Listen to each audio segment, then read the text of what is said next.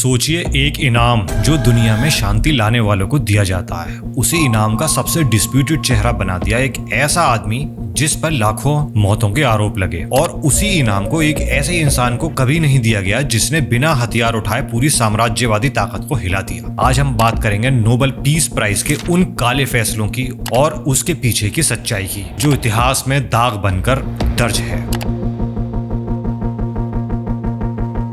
हाल ही में piece icon बनाया मारिया कोरेना मचाडो को। इन मैडम ने, जिन्होंने अपने ही मुल्क में तख्ता पलट की कोशिश की, बवाल, दंगे और विदेशी मिलिट्री इंटरवेंशन तक की पैरवी की, वो महिला जो अमेरिकी फंडिंग से वेनेजुएला को जलाने निकली, उसे दुनिया का पीस मेडल थमा दिया गया और कहते हैं ये जस्टिस है, डेमोक्रेसी है, शांति है, पीस है। लेकिन रुकिए, ये कहानी यहीं से शुरू होती है। मारिया कोरेना मचाडो कोई एक्टिविस्ट नहीं है, तो फिर मचाडो ने किया क्या? वो यूएस स्टेट डिपार्टमेंट द्वारा ट्रेन की गई, फंड की गई और इस्तेमाल की गई एक पॉलिटिकल ऑपरेटिव है। देखिए इन्होंने किया क्या। इन्होंने तेल बेचने का वादा किया, सत्ता दिलाने का सौदा किया और उसकी कीमत चुकाई नोबेल कमेटी ने पीस प्राइज देकर। लाखों करोड़ों लोग सैंक्शंस में पिसे, दवाइयों की कमी से मारे गए, बिजली पानी तक ठप कर दिया गया, इकोनॉमी को चोक कर दिया गया और इन्हीं सैंक्शंस की सबसे बड़ी पैरवी करने वाली थी मारिया। वो दुनिया भर में घूम घूम कर कहती थी अमेरिका वेनेजुएला पर प्रेशर बढ़ाए,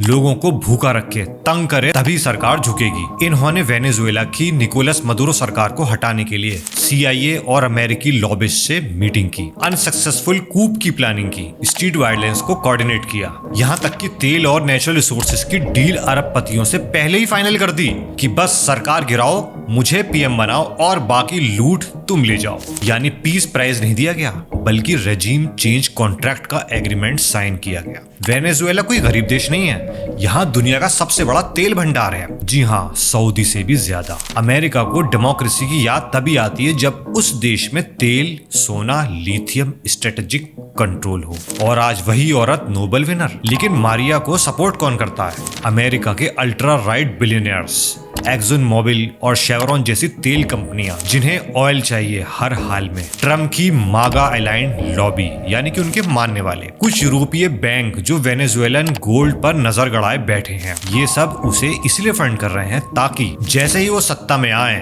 तेल, गैस, माइनिंग, इंफ्रास्ट्रक्चर सब प्राइवेट कॉर्पोरेट कब्जे में दे दिया जाए। मतलब साफ है, पीस नहीं, प्रॉफिट प्राइस है ये। 1973 नोबेल कमेटी का एक ऐसा फैसला जिसने दुनिया को हक्का बक्का कर दिया। नाम था हेनरी किसिंजर। उस समय अमेरिका के सेक्रेटरी ऑफ स्टेट या कहें फॉरेन मिनिस्टर। दावा किया गया कि उन्होंने वियतनाम से अमेरिकी सेना की वापसी में अहम भूमिका निभाई। ये वो समय था जब अमेरिका वियतनाम की लड़ाई में फंसा हुआ था। लेकिन ये बस कहानी का चमकदार हिस्सा है। किसिंजर ने अपना करियर का बड़ा हिस्सा न्यूक्लियर हथियारों को बढ़ावा देने में लगाया। वो कहते थे कि न्यूक्लियर हथियार सिर्फ डराने के लिए नहीं है, युद्ध में इस्तेमाल करने के लिए भी होने चाहिए। उनका सपना था बैटलफील्ड न्यूक्लियर वेपन्स, यानी छोटे एटम बम जो युद्ध भूमि में चलाई जा सके। और इस आदमी को शांति का पुरस्कार दिया गया। सोचिए जरा, ये वो समय था जब वियतनाम वॉर के साथ साथ लाओस में अमेरिका की सीक्रेट वॉर भी चल रही थी। इस वॉर का मास्टरमाइंड भी यही किसिंजर था। 1970 में अमेरिका ने कंबोडिया पर हमला किया। इनकी सोच साफ थी,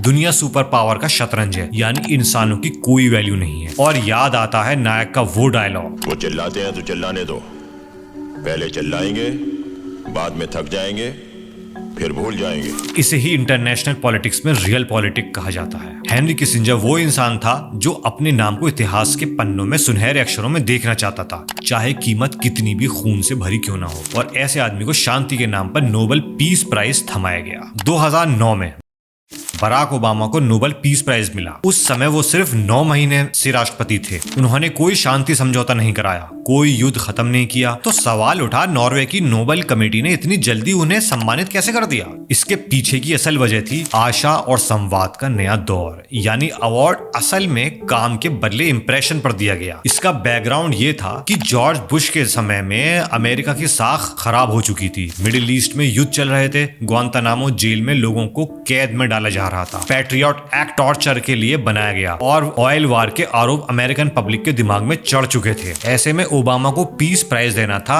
एक ग्लोबल पीआर मैनेजमेंट, ताकि दुनिया में अमेरिका की इमेज रीसेट हो सके। लेकिन ग्राउंड पर पीस नहीं, वॉर का एक्सपेंशन हो रहा था। अवार्ड मिलने के बाद क्या हुआ? ओबामा ने अफगानिस्तान में 30,000 से ज्यादा नए सैनिक भेजे। नाटो और अमेरिका ने 1 लाख से ज्यादा हवाई हमले किए। इन बमबारी से हजारों नागरिक मारे गए। ड्रोन वॉर्स का एक्सपेंशन इन्होंने ही किया। पाकिस्तान, यमन और सोमालिया में ड्रोन स्ट्राइकें बढ़ा दी गईं। 2010 से 16 के वक्त को लोग गोल्डन एज ऑफ ड्रोन्स कहते हैं। लीबिया के गद्दाफी के खिलाफ नाटो द्वारा कैंपेन चलाया गया। इस ऑपरेशन को ओबामा ने ऑथराइज किया। नतीजा क्या हुआ? एक पूरा देश बर्बाद कर दिया गया जो आज तक सिविल वॉर में फंसा हुआ है। सीरिया को बर्बाद करने में इन्हीं का हाथ है। हर एंटी गवर्नमेंट ग्रुप को सपोर्ट किया, फंडिंग की, CIA के जरिए ट्रेनिंग दी। आईसिस और नुसरा जैसे आतंकी संगठनों को इन्हीं के माध्यम से बूस्ट मिला। बुश के शुरू किए गए युद्ध को खत्म करने के बजाय सेना विड्रॉल को धीमा कर दिया गया। साथ ही नए ऑपरेशंस यानी इनहेरेंट रिजॉल्व में से बमबारी जारी रही। सऊदी लेड यमन वॉर को ग्रीन सिग्नल दिया। सऊदी अरब को लॉजिस्टिक सपोर्ट, हथियार और इंटेलिजेंस दी। वही युद्ध बाद में मानवीय संकट बना।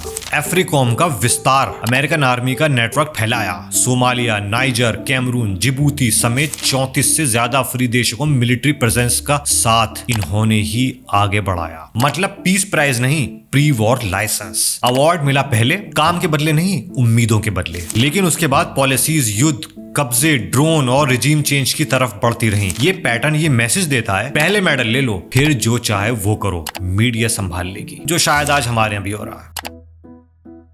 ऐसे ही 2013 का नोबेल पीस प्राइज दिया गया OPCW को, यानी organisation for the prohibition of chemical weapons. ये एक इंटरनेशनल संस्थान है, वॉचडॉग है, जो एंश्योर करती है कि कोई देश केमिकल वेपन्स ना रखे, ना बनाए, ना यूज करे, और अगर करे तो उसकी सच्चाई दुनिया के सामने लाए। पहली नजर में ये सबको ठीक लगा कि इन्हें वाकई नोबेल पीस प्राइज मिलना चाहिए, क्योंकि सीरिया में केमिकल अटैक हुआ था जिसकी निंदा हो रही थी। दुनिया कह रही थी सीरिया के बशर अल असद ने केमिकल हथियार चलाए हैं। दुनिया ने तालियां बजाई। पश्चिमी मीडिया और सरकारें सब एक सुर में OPCW की तारीफें कर रहे थे। लेकिन फिर साल आया 2019। ब्रिटिश जर्नलिस्ट पीटर हिचन्स ने खुलासा किया कि OPCW ने अपने ही स्टाफ की रिपोर्टें दबा दी ताकि नतीजे वही निकले जो पश्चिमी सरकार चाहती थी, यानी सीरिया के असद को दोषी ठहराना और पब्लिक को भरोसा दिलाना कि हाँ, असद ने ही इन केमिकल वेपन्स का इस्तेमाल किया है, हमला असद ने ही किया है। हिचन्स अकेले नहीं थे। एक छोटा group, working group on Syria propaganda और मीडिया भी सच सामने लाना चाहता था, लेकिन फिर उन्हीं पर हमला तेज कर दिया गया। रिपोर्टें दबा दी गईं, उन्हें बदनाम किया गया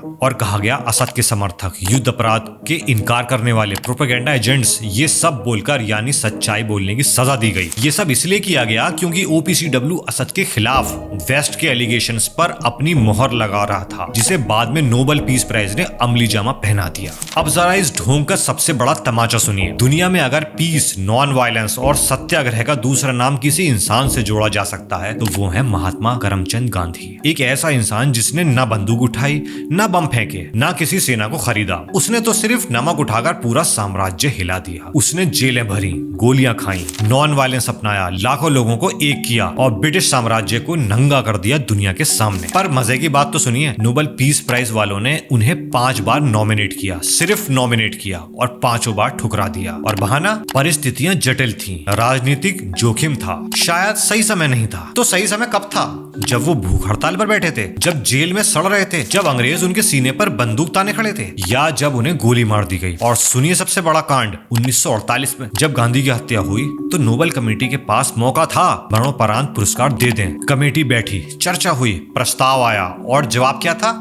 now it is too late, अब बहुत देर हो चुकी है। वाह भाई वाह। हेनरी किसिंजर, युद्ध योजनाकार, उनको पीस प्राइज दे सकते हैं। बराक ओबामा को ड्रोन बम गिराने से पहले इनाम दे सकते हैं। पर दुनिया को बिना खून बहाए आजादी दिलाने वाले गांधी को कह दिया इट्स टू लेट। ये सिर्फ गलती नहीं है, इट वॉज ऑल प्लान्ड, क्योंकि गांधी का नॉन वायलेंस पश्चिमी शक्तियों को पसंद नहीं था, क्योंकि गांधी का इंडिपेंडेंट इंडिया का आइडिया उनको रास नहीं आता था। गांधी ने ब्रिटिश साम्राज्य की जड़ें हिला दी थी और साम्राज्य कभी अपने दुश्मनों को मेडल नहीं पहना सकता। ये इस प्राइस की हकीकत थी।